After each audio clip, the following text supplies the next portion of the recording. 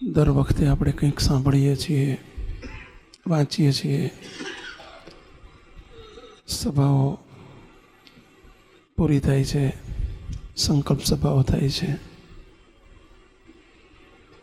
Routine પ્રમાણે એવું પુનરાવર્તન કરીએ છીએ. અહીંથી ઉઠ્યા પછી આપણે શું પુનરાવર્તન કર્યું, શું કર્યું? ચલો, ગઈ વખતની સભા સાંભળ્યા પછી આપણે શું કર્યું? કંઈક તો સર્વૈયું કાઢીએ આપણે.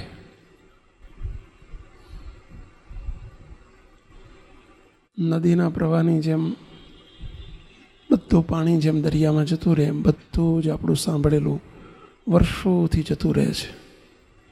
જેટલું આપણે કલેક્ટ કર્યું, પાણી જેટલું ભેગું થયું ડેમની અંદર એટલું જ કામમાં આવે.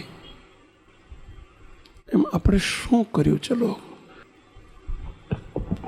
આપણે મહારાજ બધું જાણીએ છીએ, બધી વાત થાય છે, સંકલ્પ સભા જતી રહી છે બધી, કે દેહ નથી, હું મુક્ત અનાદિ છું, હું કોણ છું, ને આ બધા સંકલ્પો બધા મહારાજને મોટા બધા સંકલ્પો આવે છે. પણ હવે આપણે શું કર્યું એમાં તો આપણે અત્યાર સુધી બધી સંકલ્પ સભાઓ સાંભળી તો એનો પીએલનો વિચાર કેટલો કર્યો, બધું કેએલ સાંભળ્યું પછી એને માણવાનો વિચાર કેટલો કર્યો, એ શું કર્યું, હું કોણ છું એનો વિચાર કેટલા, જાણપણું કેટલું રહી છે, કે હું પાછી વૃત્તિ કેટલી રહી છે, એ શું કર્યું ન અત્યાર સુધી.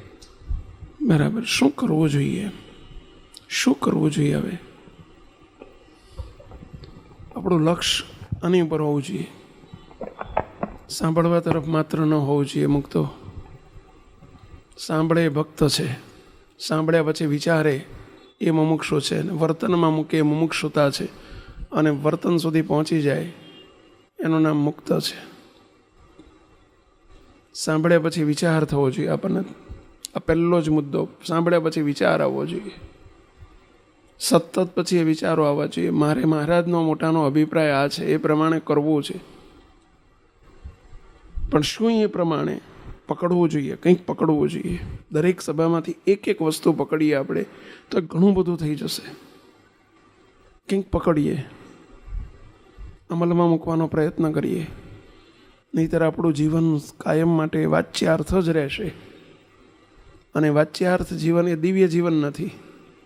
દિવ્ય જીવનનો અર્થ જ લક્ષાર્થ જીવન, એ જ દિવ્ય જીવન છે.